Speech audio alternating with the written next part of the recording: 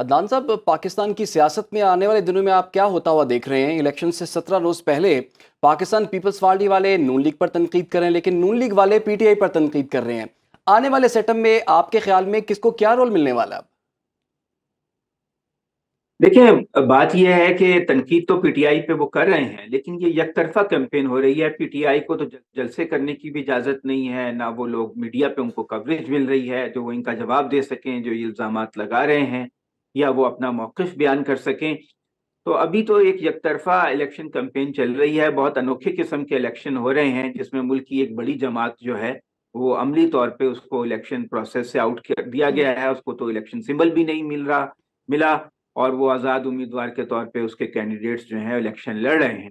بہرحال اس وقت انتخابی مہم ہے، اور اس میں جو سیاستدان ہیں حسب معمول بڑے بڑے دعوے کرتے ہیں، ایک دوسرے پہ الزامات لگاتے ہیں، وہی سب کچھ ہم دیکھ رہے ہیں۔ آپ نے دیکھا کہ بلاول نے بہت سخت تنقید کی نون لیگ پہ، حالانکہ بلاول جو ہیں 16 مہینے جو شہباز شریف کی حکومت تھی اس میں وزیر خارجہ تھے، اور بھی پیپلز پارٹی کے وزیر اس میں شامل تھے۔ تو اس دور میں جو شدید مہنگائی ہوئی اور بے روزگاری پھیلی، اس میں پیپلز پارٹی کا بھی اتنا ہی حصہ ہے جتنا نون لیگ کا ہے، کیونکہ یہ دونوں شریک کار تھے، بڑی پارٹیاں تھیں، اور یہ حکومت انہوں نے مل کے بنائی تھی، تو وہ اس کو اپنے آپ کو بری ذمہ قرار نہیں دے سکتے۔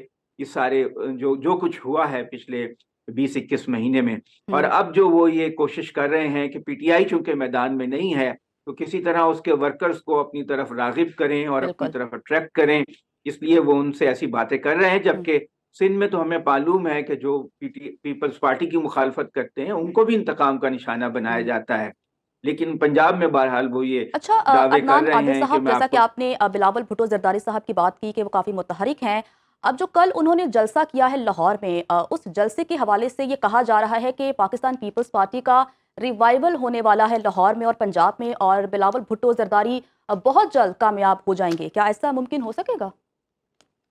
نہیں، میرا خیال میں ایسا ممکن نہیں ہے۔ جلسہ ان کا اس لیے اچھا ہوا ہے کہ انہوں نے بہت زیادہ ریسورسز یہاں پر استعمال کیے، اور وہ بہت کم ہوتا ہے کہ لاہور میں کسی جلسے سے خطاب کریں، تو لوگوں کو پہلی بار ان کو سننے کا موقع مل رہا تھا، اور طاہر القادری کی جو پارٹی ہے اس نے بھی اپنا پورا وزن ان کے پلڑے میں ڈالا ہے۔ پیپلز پارٹی اس حد تک کامیاب ہوئی ہے کہ اس نے طاہر القادری کی سپورٹ حاصل کر لی ہے، تو ہو سکتا ہے کہ وہ اچھی یہاں پہ فائٹ کریں۔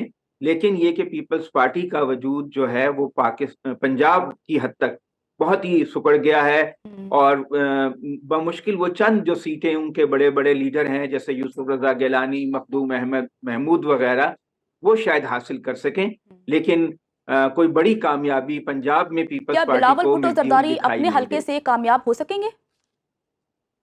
مشکل لگتا ہے، مشکل لگتا ہے۔ یہاں پہ مقابلہ پی ٹی آئی اور نون لیگ کے درمیان ہوگا، البتہ اگر وہ 20-25 ہزار ووٹ لے لیں تو یہ ان کی بڑی کامیابی ہوگی۔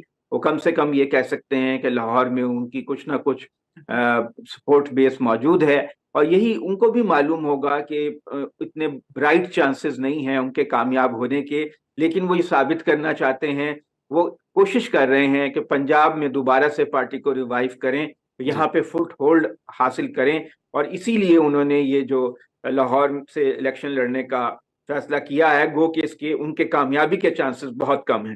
تو عدنان صاحب یہ بتائیے، یہ جو الیکشنز ہو رہے ہیں اس کے بعد آپ کوئی مضبوط گورنمنٹ آتی ہوئی دیکھ رہے ہیں؟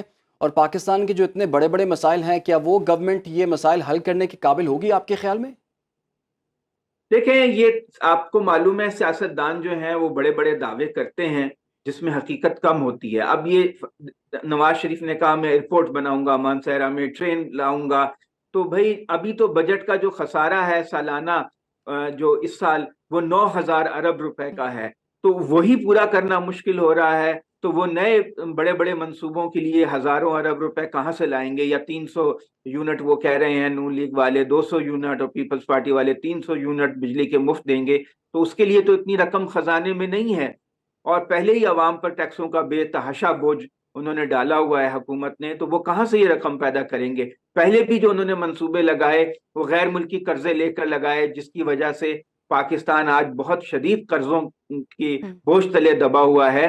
اس سال ہمیں $25 ارب چاہیے अपने पुराने कर्जे उतारने के लिए नए बिल्कुल गैर मुल्की सियासतदानों के कर्जे बहुत से चाहिए। दावे हकीकत से बहुत दूर होते हैं। अदनान आदिल साहब, जब आपने अपनी गुफ्तगू का आगाज़ किया तो आपने पाकिस्तान तहरीक इंसाफ का जिक्र किया।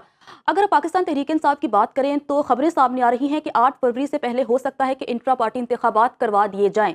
आफ्टर इलेक्शंस पाकिस्तान तहरीक इंसाफ का मुस्तकबिल क्या देख रहे हैं आप?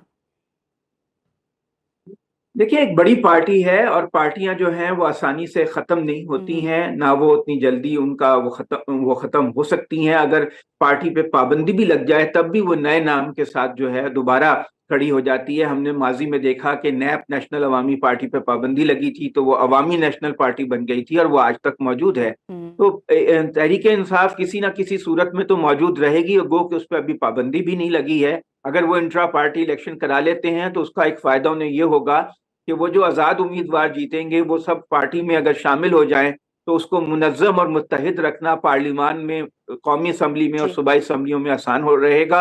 और फिर ये कि मखसूस नशिस्तें जो हैं वो उनमें भी अपना हिस्सा मांग सकेंगे। हो सकता है उसमें कानूनी पेचीदगियां हों, लेकिन वो कोर्ट में जाकर या इलेक्शन कमीशन में जाके ये दावा कर सकते हैं कि हम एज ए पार्टी जो हैं वो मौजूद हैं और हमारा जो हिस्सा है वो मखसूस नशिस्तें, 60 मखसूस नशिस्तें औरतों की हैं, 10 जी। अक़लियतों की हैं कौमी असम्बली में, तो उसमें हमारा भी जो परसेंटेज के हिसाब से हिस्सा बनता है मुतनासिब बिल्कुल नुमाइंदगी के तमाम हिसाब से सियासी वो दिया जमातें जाए। मुतहरिक हैं। इलेक्शन कैंपेन का बाकायदा तौर पर सिलसिला शुरू हो चुका है।